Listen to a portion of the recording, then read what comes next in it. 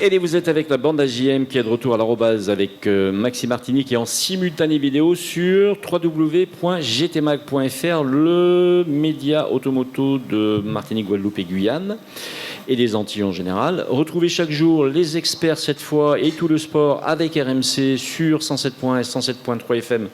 Vous avez reconnu les fréquences, c'est sur Maxime Martinique. Et puis, eh bien, elles sont là, ils sont là, elles sont incandescentes, ils sont incandescents, les incandescents du paysage audiovisuel des Antilles.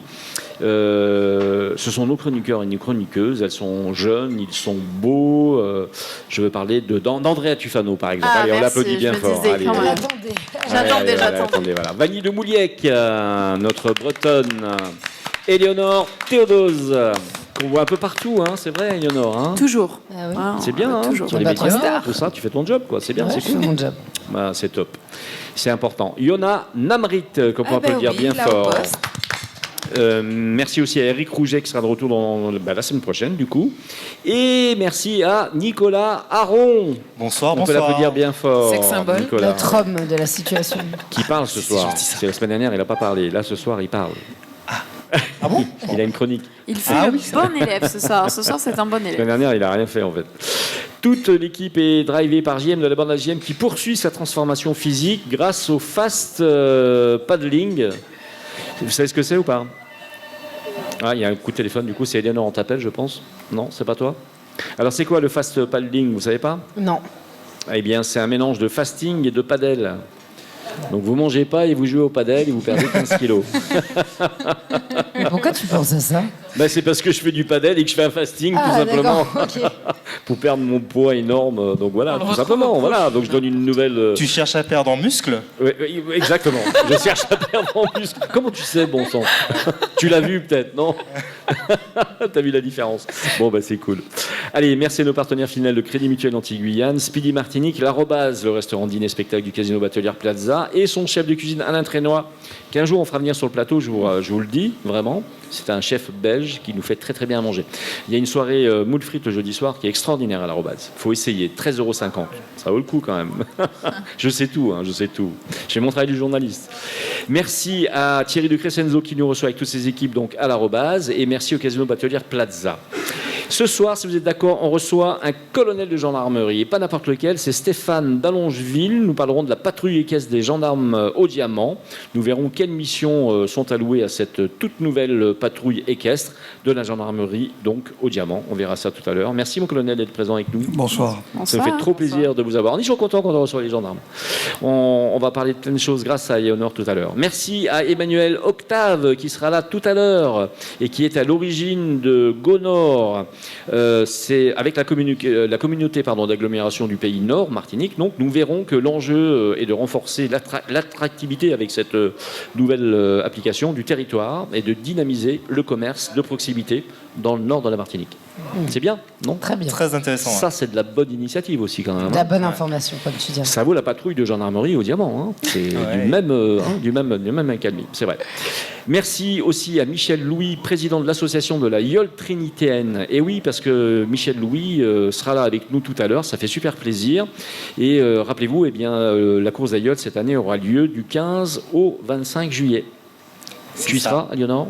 Je ne sais pas. Tu sais je pas? t'en informerai en temps et en heure. Nicolas? Alors, les blasés. J'y serai, mais je précise bien à terre. À terre, donc pas en bateau. Vanille?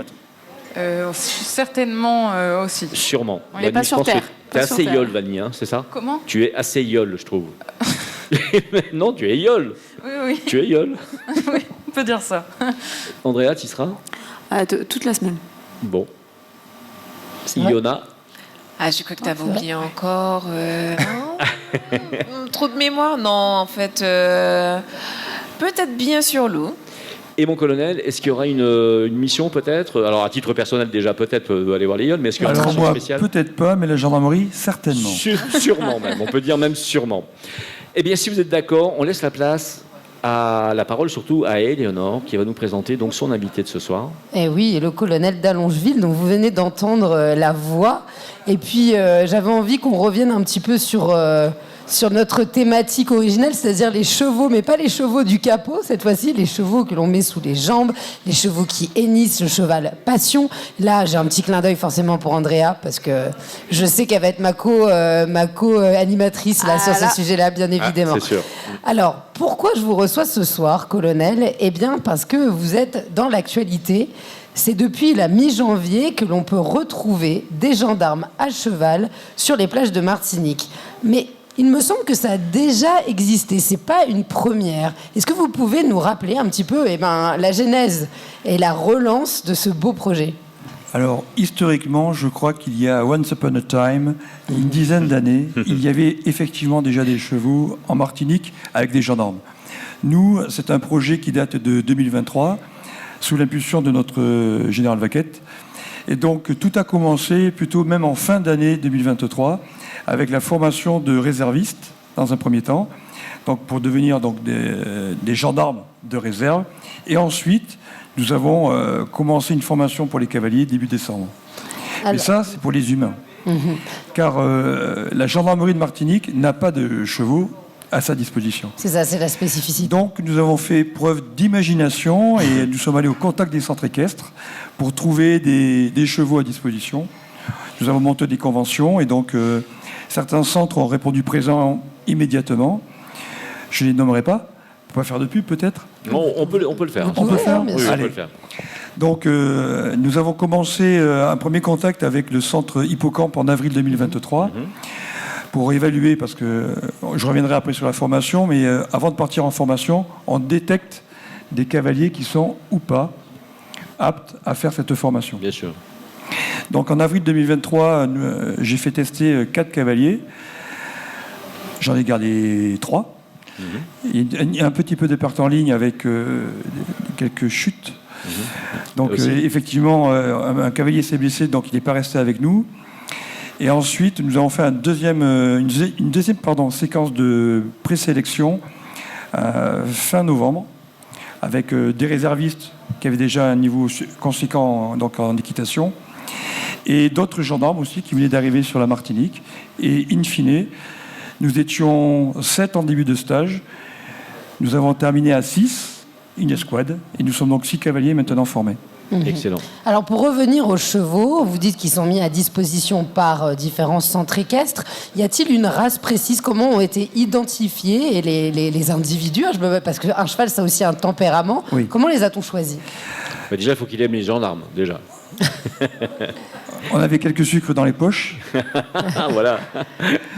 Non, en fait, on est surtout en confiance avec les centres. Donc, j'ai parlé de l'hippocampe pour le mois d'avril. Nous avons travaillé en deuxième partie de 2023 avec la gourmette et à la fin le diamant pour la partie pratique. Mais la partie, école de cavalerie, on l'a faite à la gourmette. Donc, c'est plutôt avec les centres que nous avons travaillé sur l'identification des montures. Un cheval connaît son cavalier, le cavalier connaît son cheval, mais il faut un binôme qui se connaisse vraiment à fond pour arriver à travailler à l'extérieur. Donc, les instructeurs de la gourmette et du diamant ont identifié le caractère des cavaliers. Connaissant leur monture, il aurait été facile de trouver le binôme de choc. Et donc, nous avons formé 6 binômes. Alors, il faut une forte adaptabilité puisque ça va tourner. Il va y avoir plusieurs plages où les gendarmes vont pouvoir se rendre, donc différentes montures, c'est bien ça ? Sur les montures ? Oui, sur les montures. Lorsque les gendarmes vont au diamant ou sur une autre plage. Pour le moment, on travaille principalement avec le diamant. D'accord. Donc, comme on a des délais de transport, on va jusqu'aux Salines, en fait, pour aller le plus au sud. Et dans cette partie expérimentation, on est dans les balbutiements. L'escouade vient de naître début 2024. Donc, on commence déjà avec le diamant, les Salines, bientôt les Anses d'Arlé, ce week-end d'ailleurs. Et au fur et à mesure, nous verrons pour aller plus loin. Et à partir de là, peut-être que d'autres centres seront convaincus de notre mission. On n'est pas là pour casser les chevaux, on travaille bien avec les centres équestres. C'est bien la différence que nous avons avec l'Hexagone, où la garde républicaine a ses chevaux. Tout à fait. Donc on est sur des missions qui sont bien plus poussées en métropole, en Hexagone. Ici, on travaille donc sur des chevaux qui appartiennent au centre équestre. Donc, on n'ira pas les casser et donc on n'ira pas dans toutes les missions de gendarmerie. Pour autant, notre première mission pour cette escouade à cheval, c'est d'être au contact de la population. Donc, vraiment, comme tous les cavaliers qui font des promenades, hein, je regarde vers ma voisine, au hasard. Andrea, donc. Donc, il est certain que même si ce sont des gendarmes à cheval qui ont l'impression de se promener, nous faisons notre métier premier, contact avec la population. Vous êtes Mais des pour gendarmes autant, avant tout. on ne va pas utiliser ces montures comme on le ferait dans l'Hexagone. Donc, tous les centres peuvent, s'ils ont des montures de caractère souple, manœuvrier, dirait le militaire, mais des chevaux qui sont plutôt assez calmes, bien évidemment. Mais je crois que j'ai d'autres centres en tête où les chevaux sont souvent sur la côte atlantique et ont le caractère pour aller faire ces patrouilles. Je rebondis juste avant de passer la parole à mes collègues. Vous parliez de la garde républicaine. Il est important de dire qu'elle est venue en Martinique, notamment pour la formation. Effectivement.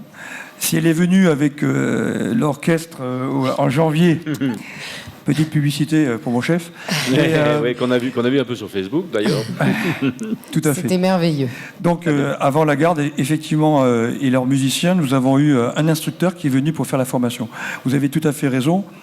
Une fois que nous avons fait cette détection des cavaliers potentiels, c'est un garde instructeur du régiment de cavalerie qui est venu et qui pendant 15 jours, 2 fois 5 jours, est venu, tester, évaluer, confirmer que nous étions aptes à faire les missions du gendarme à cheval. Vanny, Alors, donc, moi j'ai une question qui me paraît presque essentielle. On a bien compris quelle était votre démarche, qui a été plutôt intelligente. Vous êtes débrouillé finalement avec les centres équestres pour obtenir des chevaux. Et on a vu qu'effectivement vous aviez formé ces binômes qui étaient logiques en fonction de du caractère du cavalier et du caractère du cheval. Mais si vous êtes en mission spéciale, c'est-à-dire si vous avez un pépin sur la plage, qu'il faut arrêter quelqu'un, que vous êtes en opération d'arrestation par exemple, comment le cheval va réagir? Est-ce qu'il est prêt à ça? Eh bien oui. Oui, voilà, c'est la question. Eh bien oui, parce qu'effectivement, Alors, je vais prendre le cas du diamant, puisque c'est là-bas que nous avons été formés. On a identifié 6 montures au départ. Là, on a commencé à vraiment avoir un peu plus de maturité avec 3-4 chevaux. Et il est évident qu'on a travaillé pendant ces 15 jours avec l'instructeur pour apprendre notre métier à cheval. C'est à peu près les mêmes missions que quand nous sommes en mission pédestre, mais à pied, on ne gère que ses pieds. Quand nous sommes à cheval, on a 4 pieds en dessous qui font un peu ce qu'ils veulent. Donc il est nécessaire que nous apprenions avec eux à faire notre mission de gendarme. Mais vous êtes accompagné d'une patrouille en voiture? Vous n'êtes pas seul à cheval? Oui, c'est exactement cela. Comme nous sommes plutôt sur une mission de primo-contact avec les gens qui sont soit à la plage, soit sur la route, nous avons en appui des patrouilles en véhicule. Parce qu'effectivement, imaginons, pour revenir à votre question, où nous aurions une personne qui nous intéresserait plus particulièrement en police judiciaire. Le sac à dos, j'en ai pas sur mon cheval, les sacoches non plus, donc il me faut déjà un véhicule de transport. Et si d'aventure ça devait arriver, nous sommes effectivement binômés aussi avec des patrouilles de gendarmes en véhicule. Et il y a des femmes, non? Nicolas, vous voulez poser une question? Gendarmes? Il y a des femmes gendarmes? Oui. Qui sont à cheval? Oui, tout à fait, puisque sur 6 cavaliers, nous avons... il nous reste 3 cavalières. Bah, c'est bien, c'est super. Pour le moment, il y a 3-3. Ouais. Donc il y a une forme de parité, c'est super. Nicolas. Oui, parce que, pardon de vous couper, mais c'est vrai que maintenant, l'équitation d'aujourd'hui, on a beaucoup plus de cavalières que de cavaliers. Oui. On le voit bien sur les centres équestres. Oui, bien sûr. Donc, pour le moment, nous sommes contents d'avoir moite-moite. Nicolas Aron. Alors, est-ce qu'en étant à cheval, on sent un changement du regard de la population envers la gendarmerie? Évidemment, vous avez bien compris que notre cheval est le premier contact. Donc finalement, et je peux vous le confirmer sur toutes les missions que j'ai pu faire ici ou d'ailleurs avant en Hexagone, pour la gendarmerie départementale, le cheval fait oublier le gendarme. Fait oublier le gendarme. Donc nous restons un gendarme à cheval pour les mêmes missions, on ferait exactement la même chose, mais les gens, la population, voient d'abord le cheval. Voilà. Et c'est pas Donc, pour rien c'est d'ailleurs apaisant, que le c'est cheval apaisant. est utilisé en thérapie, parce que ça crée un lien, ça a de l'empathie, ça ressent vrai. les émotions, et ça peut justement, je pense, vous aider dans une situation qui pourrait être de crise si vous étiez à pied en arrivant avec votre attirail, et là, ça va pas être du tout le même C'est vrai. rapport. Les chevaux sont de véritables éponges sur Ouais. notre caractère, d'où le binômage à l'origine. Bon, après, nous rentrons dans une certaine polyvalence. Ouais. Il y a un Si effet de chevaux, dissuasion si aussi, cavaliers, peut-être. on peut croiser. Il y a un effet de dissuasion aussi, peut-être, sûrement. La hauteur, la Oui, force là, du on cheval. rentre beaucoup plus déjà dans le métier du gendarme à cheval, sur la partie dissuasion, mais dans la partie pédagogie, contact initial, c'est Il y a effectivement Fiona qui intéressant. avait une question. On la voit. Je peux rebondir sur les Oui. blessés. Vas-y. Les chevaux sont effectivement de belles éponges pour détecter nos caractères, et on s'en sert aussi chez nous pour traiter les gendarmes blessés. D'accord. Donc, dans la partie après les blessures, Oui. on accompagne les blessés de la gendarmerie par D'accord. par les chevaux. Yona. Voilà. Alors c'est vrai qu'on a peut-être un petit peu répondu à la question que je vais poser, mais j'entends là une offre qui est mise à disposition en fait du territoire, donc notamment en commençant par la commune du Diamant. Mais l'idée était de savoir effectivement à quel besoin, pourquoi a-t-on besoin d'aller vers cette spécificité d'unité équestre. Voilà, Oui. c'était la plus-value. La plus-value, en fait, c'est que c'est un autre mode d'action. Nous avons des gendarmes à pied, des gendarmes en moto, des gendarmes en véhicule, des gendarmes en hélicoptère ou sur des bateaux. Et donc, les chevaux sont et à vélo d'ailleurs. Et donc, comme les vélos, je ne vais pas dire que c'est moins fatigant d'être à cheval. Mais comme pour les vélos, nous avons une façon différente de nous déplacer. Nous sommes dans le silence. Donc, la discrétion nous Pourtant, permet... vous êtes quand même bien visible avec cette Certes, mais... Je pense quand que le il- vélo est plus discret que le cheval. Alors, ça dépend où. Ah aussi. Ça dépend où. Parce que sur les chemins de traverse entre les Salines et l'Anse-Carritan, en vélo, c'est un petit peu caillouteux. Oui, Donc c'est pas- finalement, c'est pas à si simple. cheval, c'est pas plus mal. Alors, les chevaux peuvent être ferrés, c'est vrai. Donc, pour répondre à votre question dans sa totalité, la mission à cheval, c'est un mode d'action différent, mais qui est complémentaire. Il nous sert d'être plus haut que sur un vélo, si on parlait de silence. Et nous avons donc une capacité d'intervention sur la protection des biens qui est aussi importante.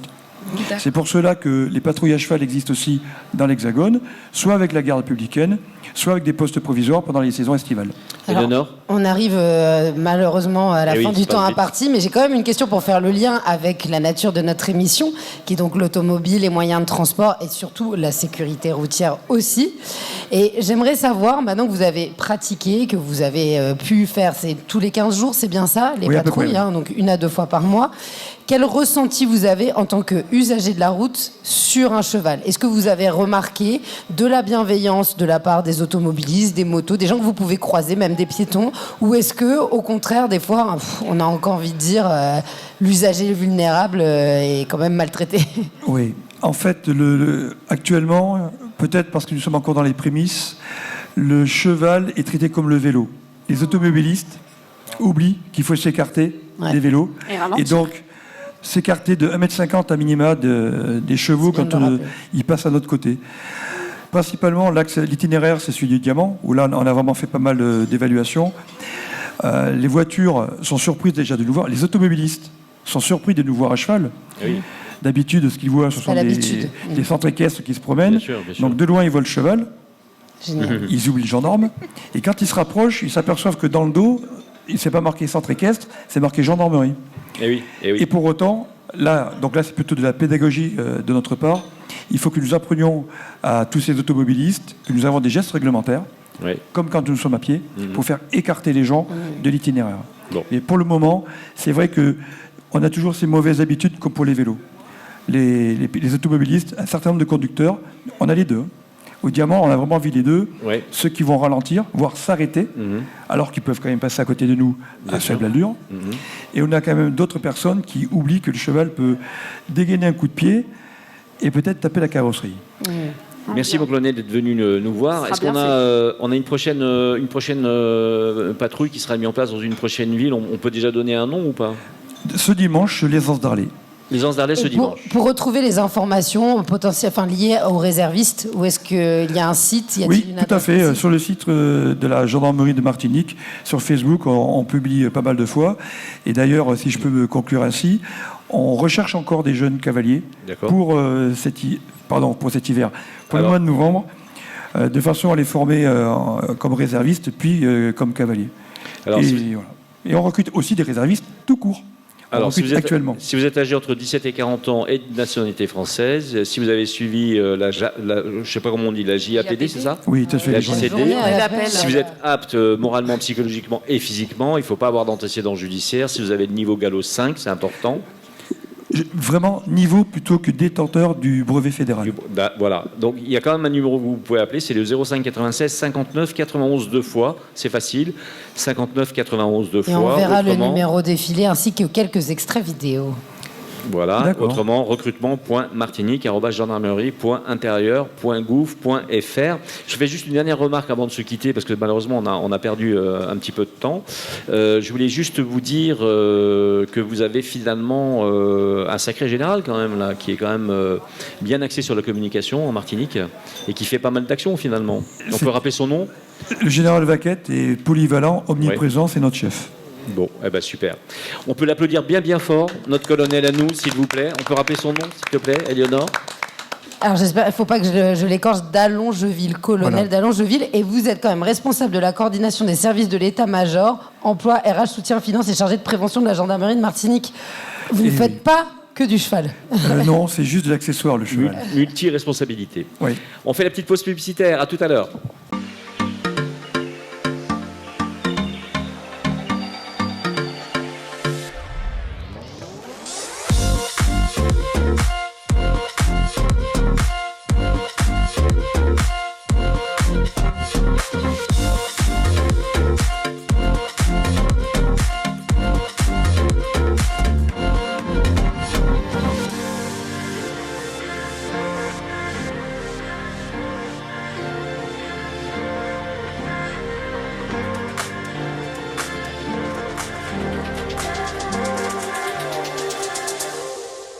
Vous êtes de retour avec la bande AGM sur Maxi Martinique en direct de l'arrobase du Casino Batelière Plaza. Ça, il m'applaudit parce que j'ai enfin dit l'arrobase du Génial, super.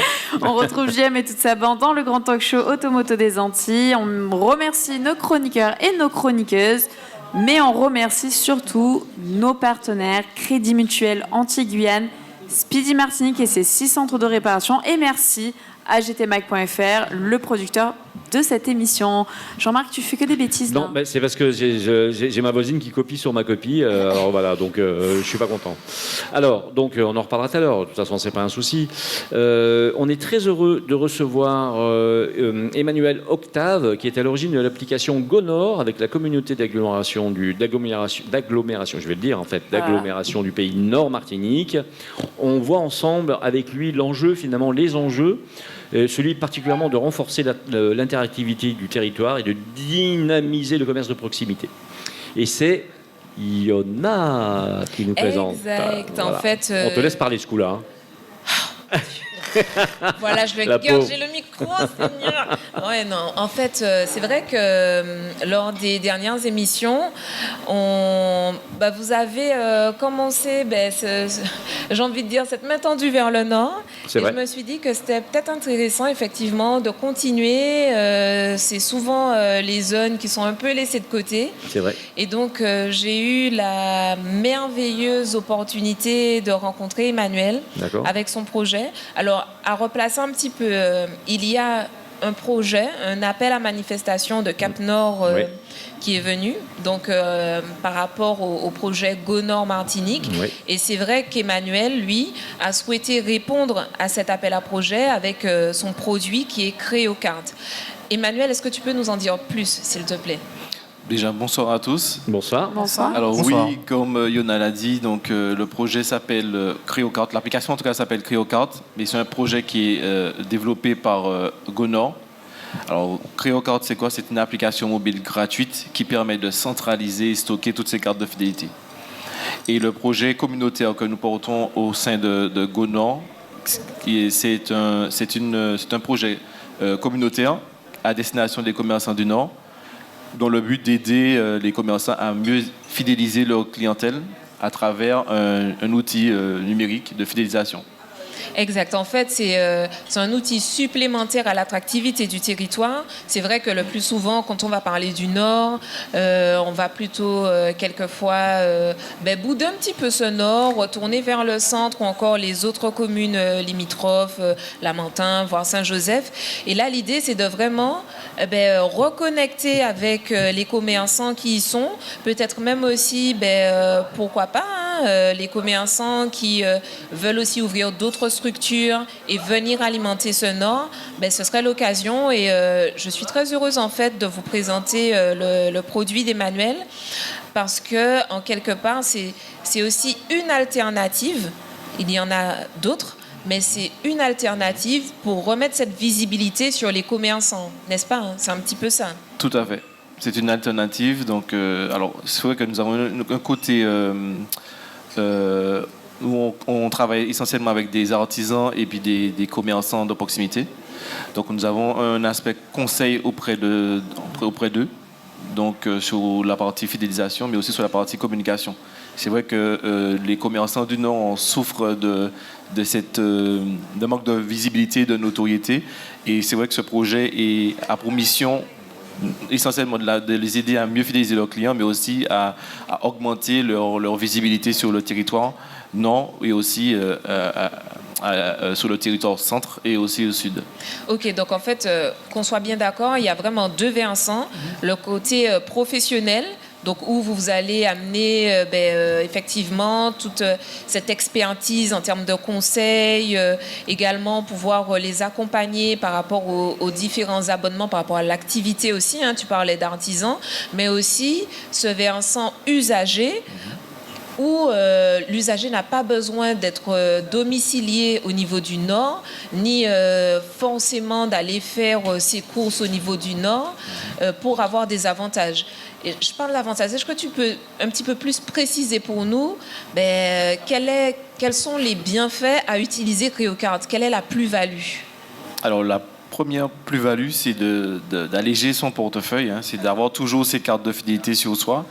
CryoCard, c'est une application qui centralise les cartes de fidélité, donc vous n'avez pas spécialement besoin d'être domicilié dans le Nord. C'est une application ouverte sur le territoire, que ce soit sur la Martinique, sur la Guadeloupe. En fait, c'est une application qui est gratuite, donc elle est disponible sur Android et sur iOS. Donc, tout le monde peut l'utiliser, stocker ses cartes de fidélité. Quand on dit stocker, c'est des cartes physiques que nous avons dans notre portefeuille. On peut aussi les dématérialiser et les avoir. Est-ce que ça a une visée écologique aussi? Est-ce qu'on peut dire ça à terme? Parce que comme vous dites, pour l'instant, les cartes, elles existent physiquement avant d'être sur l'application, ce qui est un peu dommage. Oui. Mais à terme, ça sera peut-être la solution sans passer par la carte physique? Alors oui, c'est une très bonne question, parce qu'il y a une dimension écologique. Nous travaillons avec les commerçants, les artisans, dont on permet de créer leur propre programme de fidélité totalement digitalisé. C'est-à-dire qu'il n'y a plus vraiment de la dimension papier ou carte plastique, tout est dématérialisé. Génial. C'est un peu mon domaine, j'ai plein de questions, je vais essayer de ne pas abuser. Mais juste une première. Alors, on peut dire que finalement GoCard, c'est un équivalent c'est le FeedMe de la Martinique. Tout à fait. Ah, oui. J'ai cru voir qu'il y a un système de cashback. Comment ça fonctionne? Alors oui, tout à fait. Alors, je ne sais pas si vous connaissez FeedMe, mais en tout cas, c'est le géant européen qui est sur le territoire européen. Alors, comment ça fonctionne le cashback simplement? Donc, le client sera en boutique, il achète. Il y a une rétribution monétaire qui est faite en fonction de son panier, son utilisation, sa facture. L'application se charge de rétribuer un pourcentage de la valeur de cette facture. Il faut savoir que c'est le gérant qui est formé et qui a cette dimension, cette tâche de rajouter le volume d'achat du client. Et après le client, il a juste scanner le QR code et la valeur lui est décelée sur son téléphone, tout simplement. Alors, juste préciser, parce que c'est très important ce qu'Emmanuel nous dit, c'est-à-dire qu'effectivement, on a vraiment cette idée de portefeuille digitalisé, donc avec effectivement toutes les cartes de fidélité, des structures commerciales, alimentaires ou autres qu'on pourrait trouver, voilà. Donc, il y a toujours cet avantage pour l'usager qui va avoir ses points fidélité qui sont rétribués, mais également en passant par votre application, en fait, il aura aussi la possibilité d'accéder à d'autres deals. C'est bien ça? C'est ça. Ça veut dire qu'en gros, nous avons la partie fidélité qui est dédiée aux utilisateurs par les commerçants. Donc, chaque commerçant met en place son propre programme de fidélité, mais dans l'application elle-même, vous pouvez en tant qu'utilisateur cumuler des points qui sont générés uniquement par l'application et qui vous permettent de transformer ces points de fidélité en deal. C'est-à-dire que vous pouvez, peu importe, en fonction de l'utilisation de l'application que vous en faites, vous mettez des cartes que vous connectez une fois par semaine ou toute l'utilisation de l'application quotidienne vous permet de cumuler des points et échangeables sous format de deal. Donc, je prends l'exemple, le mois dernier, nous avons mis en place des deals Cinépass. Donc, pour 25 points ou 50 points, vous pouvez aller au cinéma gratuitement. Alors, est-ce qu'on pourrait imaginer un jour, comme ça, là, des livraisons possibles grâce à l'application ? Bien sûr, les livraisons sont totalement possibles. Déjà, sur l'application, il est possible d'avoir un catalogue, de voir un peu les produits qui sont déjà affichés, des commerçants qui ont décidé de mettre leurs produits. Donc, ils peuvent déjà aussi, en amont, cliquer sur un produit et être redirigés directement via WhatsApp Business pour déjà commencer à avoir une première interaction commerciale. Et par la suite, on pourrait voir aussi, dans un deuxième temps, la partie livraison aussi de cet article qu'ils ont. Ce serait génial, parce que si vous êtes à Saint-Pierre et que vous pouvez livrer un client à Sainte-Anne, ça serait top. Tout à fait. J'aimerais aussi savoir comment vous faites pour trouver vos annonceurs. Est-ce que c'est du démarchage ou est-ce que vous profitez un petit peu de l'appel d'offres de Cap Nord pour avoir un petit peu de réseau, de résonance? Alors, c'est dans les deux. Je peux dire, c'est les deux. On fait beaucoup de démarchage terrain. Donc, on a une équipe de commerciaux qui se déplace, qui rencontre directement sur le terrain les commerçants et les artisans qui souhaiteraient se digitaliser dans le secteur de la fidélité. Mais nous travaillons aussi de concert avec Cap Nord, qui nous a qui nous a permis d'avoir une base de données clientèle, pas clientèle, mais une base de données de commerçants qui ont déjà un pied en avant dans le numérique et qui souhaiteraient sauter le pas. Et dans ce sens. Donc c'est vrai que l'apport de Cap Nord sur ce projet aussi est très important. Très bien. Alors, félicitations. Ouais, comme quoi, c'est très bien. Ici, on a des pépites. Et justement, si un jour un professionnel nous écoute et a envie de bénéficier de ton outil, comment il fait pour se rapprocher de toi, même en tant qu'usager? Comment on fait pour avoir accès à cet outil? Comment ça se passe? Alors, en tant qu'utilisateur, il faut juste télécharger l'application sur les stores. Donc, on tape CréoCart, on trouve l'application, on la télécharge, on crée son compte et on peut tout de suite, en quelques clics, dématérialiser ses cartes. Et en tant que professionnel qui souhaiterait avoir un programme, offrir un programme de fidélité à sa clientèle, il suffit juste de nous contacter soit par téléphone au 0696 04 53 18. Alors on va le redire doucement. Vas-y doucement. Alors c'est 0696 04 53 18 ou bien par mail contact.mediafeed@gmail.com ou bien sur les réseaux sociaux, Facebook, Instagram. Vous tapez GoNord en tant que pro et pour les utilisateurs, vous tapez CréoCart sur les réseaux aussi. Alors on applaudit bien fort si vous êtes d'accord. Emmanuel Octave, qui est à l'origine de l'application GoNord avec la communauté d'agglomération du pays Nord Caraïbes, vous avez compris. Il faut aller dans le Nord, vous y allez déjà beaucoup, c'est sûr, à la plage, etc. Mais il faut bénéficier aussi des infrastructures commerciales et culturelles, puisqu'on avait, grâce à toi, Yoda, même si tu n'étais pas là la semaine dernière, reçu donc le directeur de la médiathèque du Cardet. Donc c'est dans la continuité. Yona, t'es dans la continuité, c'est bien. Et voilà, régulière. C'est une bonne élève, c'est une bonne élève. C'est ce qu'on appelle une bonne élève dans le milieu. Je fais un petit clin d'œil à Nicolas. Voilà. Allez, on se tourne vers gtmac.fr si vous êtes d'accord. Et puis Andrea Tufano, qui, vous le savez, fait des articles sur le secteur automobile, mais pas que. Mais là, vraiment, on parle d'automobile, puisqu'on parle de... On va parler de VHU. VHU. Je vais Alors, me qu'est-ce que ça veut dire tourner- VHU Justement, ma question, c'est est-ce que vous, chroniqueuses et chroniqueurs, savez ce que c'est qu'un VHU? Ah oui. Bah, Ma pas voiture. Éléonore, pas Éléonore. Ma voiture. Bravo. Ma voiture en était une. Alors, est-ce que ça te parle, toi, Yona? Ben écoute, moi aussi, j'ai envie de te dire que... Vanille, syndrome de est-ce la que ça te Martinique. parle? On est tous dans le même bateau, je crois. Ah bon? Franchement, la fine équipe. Véhicule hors sujet. Ah, Non. de S, je sais pas de tout. Mais il me semble, JM, que tu es un VHU. Oui, Un vrai homme unique. Oui. Oh là là, il est réfléchi. Là, ça mérite le bon point. Là, ça Nicolas va mérite. finir par écrire un livre, c'est sûr. Hein. Aïe, aïe, aïe, aïe. Il veut la prime en plus à la fin de l'émission. Là. C'est sûr, c'est Je sûr. crois que À j'ai mon pas avis, vu c'est venir. ça. Allez, Bon, alors pour se recentrer un petit peu, le VHU, eh bien, alors du coup, pour vous expliquer ce par quoi sont passées nos chroniqueuses, c'est le véhicule hors d'usage. Ah, malin, ça. Alors, un petit peu différent aussi, parce que le véhicule hors d'usage peut être accidenté, dû à un accident, mais il peut être aussi laissé à l'abandon, dû à un problème technique qui nécessite des frais bien trop importants pour le propriétaire et qui décide malheureusement d'abandonner gracieusement son véhicule sur le bas-côté, ou dans les parkings, ou dans les espaces publics, ou même dans des lieux privés, résidentiels. On le voit aussi sur certains parkings de résidence, et ça, c'est assez problématique. Alors, je peux me permettre de t'arrêter un instant. C'est vrai qu'à une époque, quand je suis arrivé en 99, on voyait beaucoup Oula. ces voitures. Oui, J'étais voilà, tout juste comme tu né. dis. Oui, c'est pas tout jeune, évidemment. Mais on voyait beaucoup ces voitures au bord de la route, Nicolas. C'était même embêtant, parce que ça tuait un peu le paysage. Mais maintenant, on a bien compris que le retrait, c'était dans les résidences. Et maintenant, les VHU sont dans les résidences à 80%. Je me trompe ou pas, Léonore? Non, je ris, c'est pour. J'étais tout juste né, 98, c'était la Coupe du Monde. Andrea. Oui, c'était la Coupe du Monde. Coupe du Monde, quand même. Ça m'a fait un choc. Ça fait un choc. Eh oui, Merde. je Du coup, sais. j'ai rien écouté. C'est grave. Mais j'avais 13 ans quand même quand je suis Je arrivé. suis pas la seule, Yona aussi. J'avais 13 ans quand je suis arrivé. Donc oui, vas-y. Donc, Non, alors, mais nous, on s'en souvient très bien de est-ce que tu 98. confirmes qu'il y a beaucoup de VHU dans les résidences maintenant? Ça Oui. c'est Bah, reculé dans les résidences. c'est vrai. qui Moi, est- On les met plus au bord de la route parce qu'on a J'avoue, peur j'ai de été la... l'auteur de d'un la- VHU dans une Il y a résidence. une complexité, On est d'accord. hein, comme c'est dans le domaine du privé. Je crois pas qu'on puisse les retirer comme ça.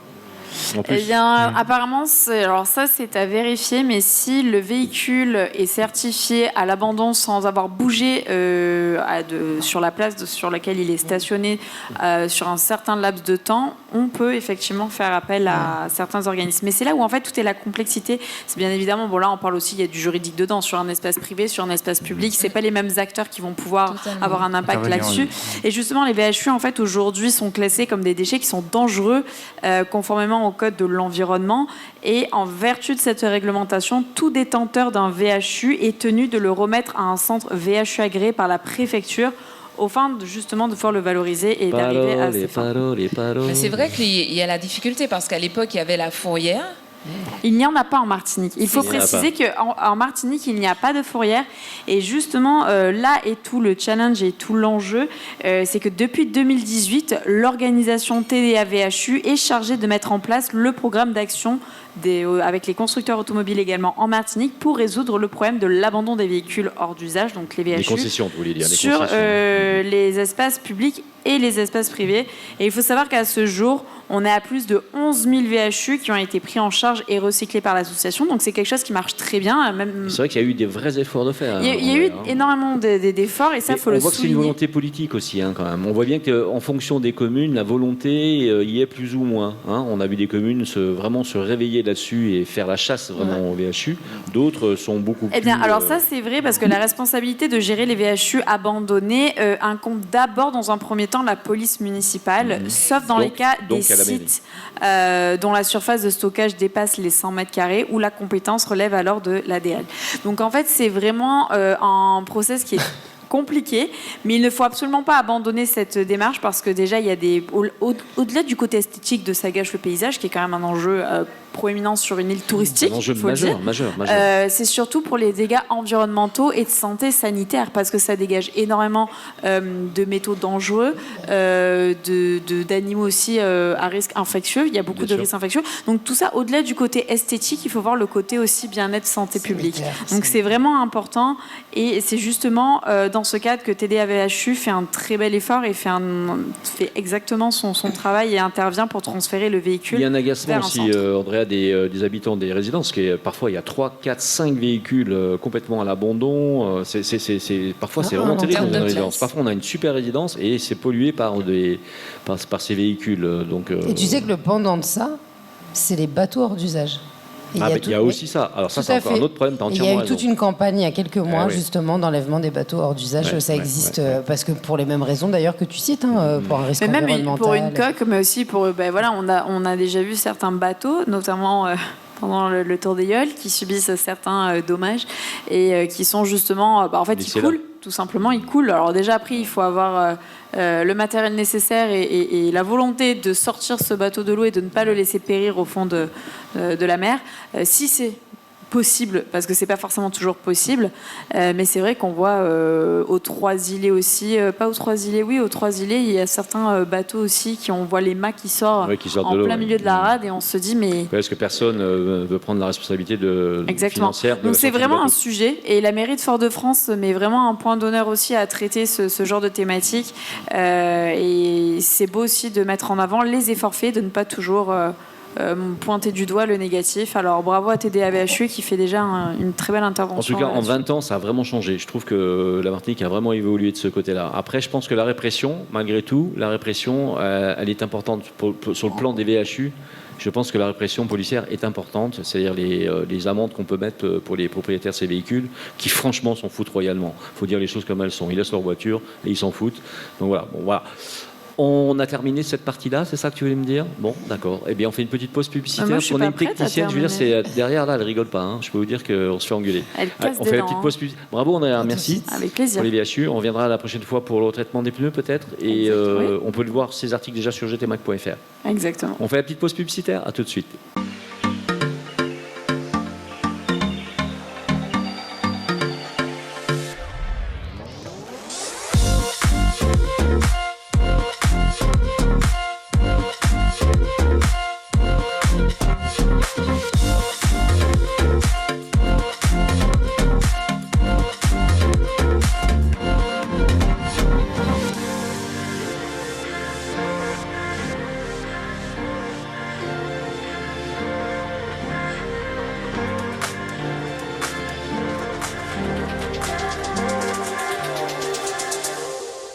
Et vous êtes de retour avec la bande AGM sur Maxi Martinique en direct de l'arrobase du Casino Batelière Plaza. On retrouve JM et toute sa bande dans le grand talk show Automoto des Antilles. On s'applaudit bien fort. Bravo. Et merci à nos partenaires Crédit Mutuel Antilles-Guyane, Speedy Martinique et ses 6 centres de réparation. Et bien évidemment, merci à gtmag.fr, le producteur de cette émission. Et merci à Nicolas Aron qui reçoit Michel Louis, président de l'association de la Yole trinitéenne. Et oui, la course des Yoles aura lieu cette année, on le rappelle, cette année 2024, donc du 15 au 25 juillet. Nicolas, c'est à toi. Alors, depuis 2014, la Yole de Trinité court sous les couleurs de Royal Fruits de la Martinique, c'est ça ? Fruits de Martinique. D'accord, très bien. Donc, avant de commencer, j'aimerais, s'il vous plaît, saluer le courage de la Yole Royal Adep, qui a été la seule embarcation sur 17 engagés, ma pipi compris, on ne va pas les nommer, a osé braver la mer à Sainte-Marie le week-end dernier à l'occasion du Grand Prix du Dombolo, malgré les conditions compliquées. Donc ce sont les seuls, hein. Ils sont partis Trinité, ils sont allés à Sainte-Marie. Je ne sais pas si vous connaissez la mer là-bas, mais on a vu et on connaît la mer. On l'a vu, on connaît la mer. Bravo, bravo. On peut l'applaudir bien fort, s'il vous plaît. Toute l'équipe, bien sûr. Merci. Alors si... D'accord, vas-y. Alors, déjà, avant de commencer, d'où vient la Yole? Est-ce que vous le savez? Arawak et Caraïbes, on peuplait les Caraïbes au départ de l'Amazonie à bord d'embarcations monoxyles. Alors, c'est quoi monoxyle? Ça veut dire tout simplement qu'elles ont été creusées dans un seul morceau de bois. Les Arawak appelaient alors ces embarcations canoa, littéralement, qui flottent sur l'eau. On comprend l'origine du mot canot, hein, n'est-ce pas? Encore aujourd'hui, ces embarcations sont utilisées pour la pêche traditionnelle ou encore le transport. Alors, pour commencer, Michel, je vais te laisser nous présenter ton association. Bonsoir, donc merci de nous recevoir. Alors notre association, donc la YOL Trinité, donc, est basée à Trinité, et vous verrez que c'est la seule association qui porte le nom de sa commune. On a eu peur, ouf. Ouais, c'est ça. Ils auraient été à Schoelcher, on aurait été embêtés. Ouais. Et donc nous existons dans la forme actuelle depuis 2007. Moi je suis président depuis 2018, donc avec une équipe qui a repris un petit peu le flambeau. Et donc aujourd'hui nous comptons une cinquantaine de membres et nous avons deux sections, une section Grande YOL et une section bébé YOL. Alors la différence c'est les dimensions. Donc la Grande YOL, les Grandes YOL font 10,50 m et les bébé YOL, je dis ça de mémoire, 5,20 m à peu près. Donc voilà, nous avons deux bébé YOL engagés en compétition depuis 3 ans et nous avons une Grande YOL. Voilà. Alors justement, Michel, tu vas me corriger, mais a priori dans les années 60, la YOL ne mesurait que 5 mètres, et c'est au fil du temps où elle a pris du poids, de la taille, un petit peu comme les SUV d'ailleurs, pour atteindre les 10,50 mètres. C'est exactement ça. Un petit peu comme moi aussi. Elle s'est transformée effectivement pour la compétition, avec différents apports, notamment des matériaux composites, du carbone, etc. En plus du bois traditionnel. Alors, il y a des règles de fabrication qui sont très surveillées. Il y a différentes étapes qui sont bien suivies. Un peu comme en Formule 1. Exactement. Donc il y a des critères, il y a des règles à respecter. Voilà. Alors je crois savoir que justement le constructeur des YOL de ton association s'appelle Michel Atteli. Philippe Atteli. Philippe Atteli. Philippe, en plus j'ai écrit, mais bon, alors, Philippe Atteli. On s'appelle pas tous Michel. On n'a pas tous cette chance. Alors, comment construit-on une YOL et combien ça coûte? Waouh! On parle d'argent en moyenne. D'accord, ok. Juste une chose, finalement, c'est un peu comme un maître de chef, finalement. C'est quelqu'un qui apporte vraiment sa patte, un peu comme Paul Rome. Hein. Ah, complètement. À boire avec modération, bien sûr. Voilà, oui, bien sûr. D'autant plus que on verra que les règles, les normes de fabrication ne sont pas écrites. Donc c'est souvent l'expertise du constructeur. Donc effectivement, Philippe, c'est notre constructeur et patron historique. C'est l'un de nos patrons qui a laissé le flambeau donc à Joe Glani cette année.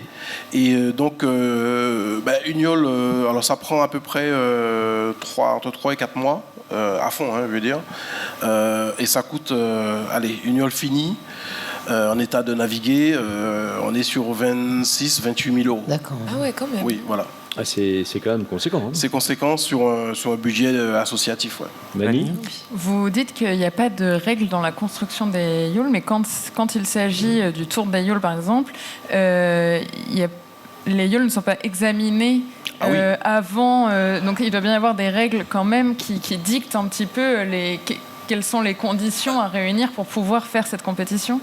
Oui, alors au-delà de la compétition, il y a déjà la construction. Donc la construction est contrôlée donc à chaque phase. Déjà au démarrage, il y a une phase intermédiaire de contrôle. Donc ça, c'est la fédération des YOL World qui organise ça avec il y a des conseillers techniques, dont Philippe Atteli lui-même d'ailleurs. Donc c'est un petit groupe de constructeurs qui se veut les garants, on va dire, du processus et du procédé de construction.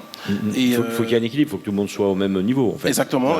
Donc, mais il n'y a pas de triche dans les YOL, parce que c'est un peu comme au rugby, non? Il y a la bonne mentalité, non? Il n'y a pas de... Non, moi je vous pose la question très sereine. Non, je ne vais pas m'avancer pour dire qu'il n'y a pas de triche. Bon, globalement, on est tous un petit peu logés à la même enseigne. Il y a un moteur en dessous, en fait. Non, pas à ce niveau-là. Bon, après, effectivement, on pousse un petit peu, voilà, on anticipe un peu le départ. Bon, c'est des petites astuces. Mais bon, ça ne fait pas gagner grand-chose. Hein. On est quand même sur la mer. Sujet aux mêmes règles, finalement, de conditions de mer et évidemment de conditions de navigation qui sont très compliquées. Exactement. Donc voilà un petit peu comment ça se passe pour nous. Voilà. Alors, en 2020, la YOL a été inscrite au patrimoine immatériel de l'UNESCO. Et alors, à ton niveau, est-ce que tu vois des conséquences à cette nomination, sur un impact réel de cette nomination sur ton sport? Alors, il faut être franc, hein, c'est ça. Bon, pour le moment, pas directement. Au-delà on va dire du côté un peu label, disons que la YOL cette inscription offre plus de visibilité. Il y a beaucoup plus de curiosité de l'extérieur vis-à-vis de l'aïeul. Il y a un certain travail qui est fait, notamment à l'initiative de Christophe Dédé avec sa aïeule du Robert qui s'appelle GFA. Donc il y a des partenariats qui se nouent avec l'Hexagone. Notamment ils sont allés à Cannes, ils sont allés à Monaco pour la fête de la mer à Monaco. Donc il y a certaines actions qui sont faites. Maintenant, directement par rapport à l'inscription à l'UNESCO, on n'en ressent pas les impacts directement. On en est encore, si vous voulez, au championnat, aux courses traditionnelles. Une course très locale finalement quand même, malgré tout. Comment ? C'est une course qui est très locale, malgré tout. Qui reste très locale. Très traditionnelle. Voilà, et le défi, effectivement, c'est de porter justement ce spectacle, parce que c'est un sport, c'est un spectacle, à l'international. Donc c'est un travail qui s'initie à différents niveaux, mais pour le moment, alors il y a eu des actions, je ne sais pas si vous vous rappelez, en 2020 aussi, il y a eu donc les barrés de l'Aïeul. C'était en 2019, autant pour moi, les barrés de l'Aïeul, où effectivement le principe c'était de faire venir un certain nombre de skippers de renommée mondiale pour venir s'essayer. Voilà. Donc c'était au Diamant. Oui. Et ensuite, bon, le Covid a un petit peu freiné tout cela. Mais ça a été génial, parce que parce que ceux qui sont venus ont trouvé ça absolument incroyable. Génial. Et donc, effectivement, il y a des liens qui se sont noués avec certains skippers. Ouais, de certaines régions. Il y a des yoleurs qui sont partis voir un petit peu comment ça se passe sur d'autres supports plus grands, des classes 40. Ça doit être vraiment un sport qui doit être exportable, c'est certain. Avec le temps, ça va le faire. Nicolas. Justement, alors j'ai une question un petit peu polémique, je préviens à l'avance. Est-ce qu'on peut dire que l'aïeul est vraiment un sport populaire, dans le sens où, en dehors du Tour de la Martinique, je trouve que l'aïeul ne bénéficie pas de beaucoup de visibilité, en fait. Alors, voilà. Alors, tu parles de quoi, là pas pendant la course, parce qu'il y a 40 millions de personnes. Alors, populaire dans quel sens ? Populaire dans le sens notoriété on est 400 000, il y a 400 000 populaire personnes. dans le sens accessible à tous. En fait, peut-être on peut même dire les deux. Alors, populaire dans le sens, effectivement, moi je voyais dans le premier temps notoriété, effectivement, parce que notoriété, sur le Tour, il y a 40 000 personnes peut-être par étape, mais en dehors du Tour de la Martinique, j'ai pas l'impression que les courses soient très très suivies. Mais justement, c'est le but. Oui, c'est le but. Toute la diaspora. C'est martiniquais. Je suis d'accord, mais même au niveau de la Martinique, au niveau de la Martinique, je n'ai pas l'impression que les courses soient très suivies. Et Michel va peut-être nous en dire plus. Moi, je te dis, c'est 2 millions de personnes. Moi, je te dis, c'est 2 millions de personnes qui suivent la course d'Aïeul du 25. Enfin, non, pas cette année. Elle est quand ? Rappelez-moi. Elle est du 15 au 25 juillet. Du 15 au 21. Et je dis bien en dehors du Tour. J'ai bien dit en dehors du Tour. En dehors du Tour. Oui, d'accord. Est-ce qu'il y a des petites courses, qui sont moins visible, moins médiatisé, et est-ce que le Martiniquais se déplace pour autant ? Alors, c'est vrai qu'il y a un paradoxe dans tout ça, c'est qu'effectivement l'Aïeul bénéficie d'un ancrage territorial très fort en Martinique et de plus en plus en Guadeloupe, parce qu'on se rend compte que, alors c'est plutôt sur le Tour, il y a des Guadeloupéens notamment qui sont engagés sur le Tour de Guadeloupe en voile traditionnelle, qui viennent en renfort sur certaines yoles. Donc il y a cette espèce d'échange qui se noue sur certaines yoles. Donc il y a un ancrage très fort, populaire. Maintenant, on peut le voir sur les courses du dimanche, ce que j'appelle les courses du dimanche, parce qu'effectivement il y a différentes compétitions, le championnat, la coupe, et le Tour. Il y a aussi la course du 22 mai. Donc le challenge du 22 mai, donc qui s'inscrit dans le cadre du Med Saint-Pierre, donc à Saint-Pierre, autour donc des commémorations, etc. En dehors de ça, effectivement, le public est variable. Si on prend une journée de championnat, effectivement, le public reste, je dirais pas confidentiel, mais effectivement, c'est pas la grande foule. Maintenant, le Tour reste quand même une valeur forte.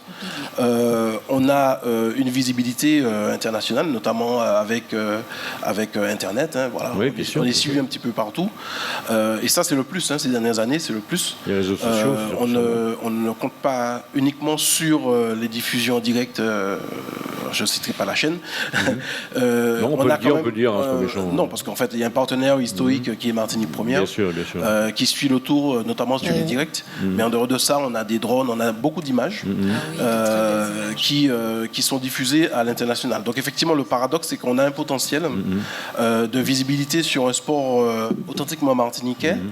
Mais, si vous voulez, on est quand même sur une île, sur un territoire où, véritablement, on a du mal à envisager de façon régulière une exportation de l'outil du support YOL sur d'autres territoires. Même si, auparavant, ça se fait moins, mais auparavant, il y a eu des expériences, des traversées Martinique, Sainte-Lucie, Martinique, Dominique, etc. Tout à fait. Mais ce sont des choses qu'il faudrait peut-être élargir et multiplier sous d'autres formes, mais toujours avec une dimension événementielle, etc. En tout cas, c'est un formidable outil pour présenter la Martinique et les Antilles en général, mais la Martinique en particulier. Exactement. Eleanor ? Alors, pour en revenir, parce qu'il n'y a pas de YOL sans YOLer, ce sont des athlètes, ça demande une préparation tout au long de l'année. Il y a bien sûr renfort musculaire, esprit d'équipe, et puis entraînement, et aussi, même quand on est prêt, voir comment on résiste à la pression de la course et comment on fonctionne ensemble. D'où ma question, selon vous, selon votre expérience et au sein de votre équipe, quelles sont les qualités pour être un bon YOLer ? Alors, effectivement, les YOLers ont suivi un petit peu la même trajectoire que les YOL. Ils se sont professionnalisés, entre guillemets. Les YOLers, ce sont des athlètes. Il faut dire la vérité, c'est-à-dire qu'avant, les YOLers étaient issus d'autres sports, football, handball, etc. Et aujourd'hui, c'est difficile d'être YOLer et faire autre chose. Parce que, par exemple, chez nous, on a 3 entraînements par semaine. On a 3 entraînements par semaine, dont une avec coach, bon, ça c'est du crossfit, etc., de la musculation, etc., plus l'entraînement en mer, qui représente à peu près 3 heures, 4 heures. Donc, effectivement, on est proche de l'athlète de haut niveau, il faut dire la vérité. Voilà. Donc, aujourd'hui... J'ai appris qu'il y avait des YOLers qui ne savaient pas nager aussi. Bon, c'est quand même rare, mais ça arrive. Il y a des YOLers qui ont le mal de mer, il y a des YOLers qui ont peur du grand bleu. Mais voilà, c'est des qualités physiques en tant que qualité humaine. Alors, les qualités humaines, sur une YOL, il y a une chose qui est incontournable, c'est la cohésion. Il faut savoir que sur une YOL, on est 14. Donc plus le staff autour, les bateaux suiveurs, etc. Et il faut qu'il y ait une cohésion de tous les instants. Donc tout ce qu'on fait a un impact sur le fonctionnement de l'embarcation. Et donc la première valeur, c'est la cohésion. La cohésion, et puis il ne faut pas oublier qu'on est quand même en mer.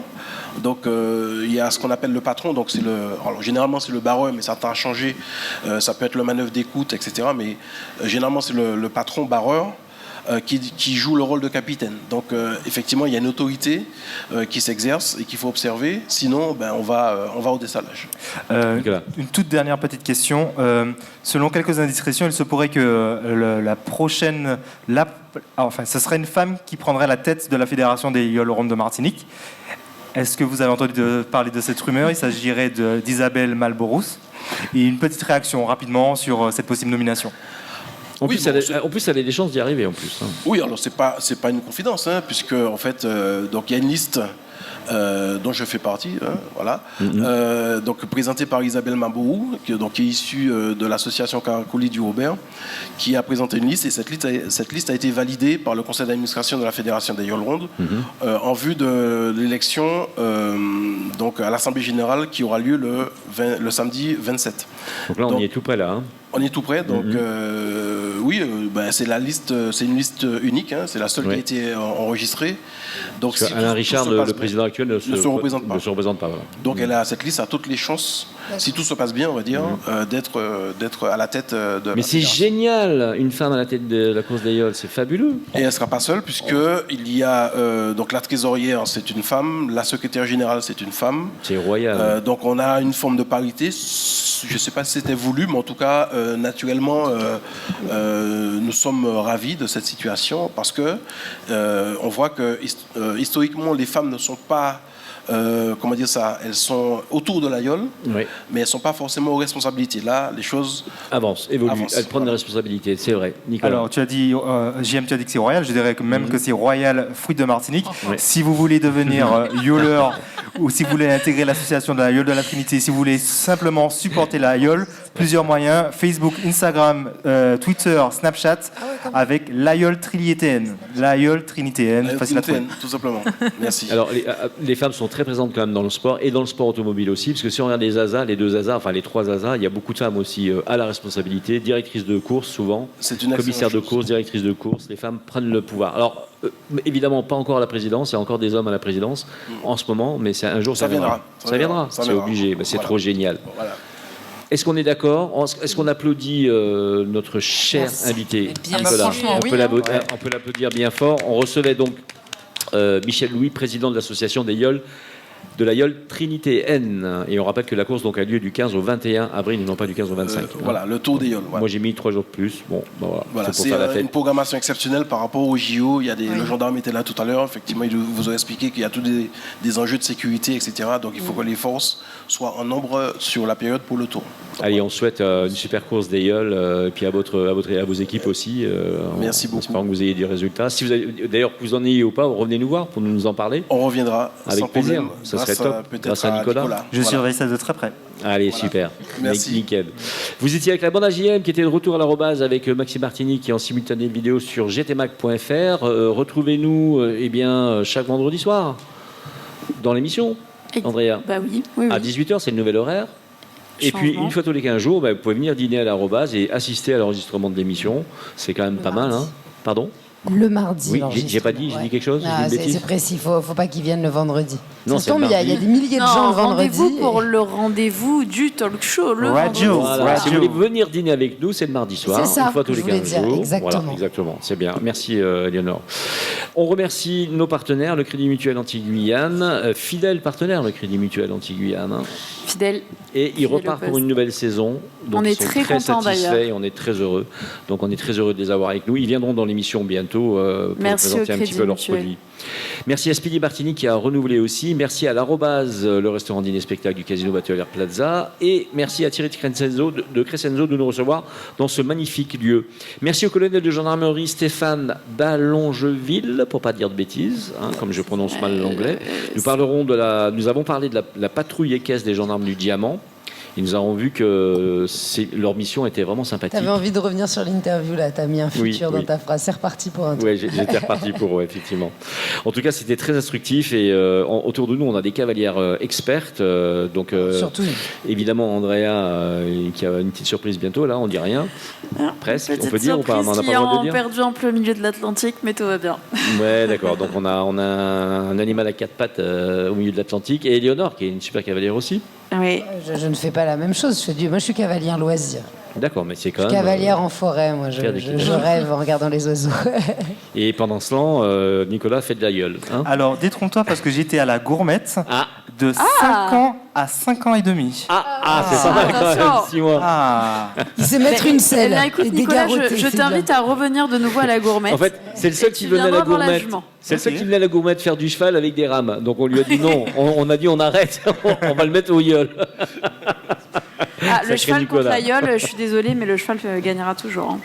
Allez, on remercie, bien sûr à Emmanuel Octave qui était à l'origine de l'application La Vigo Nord.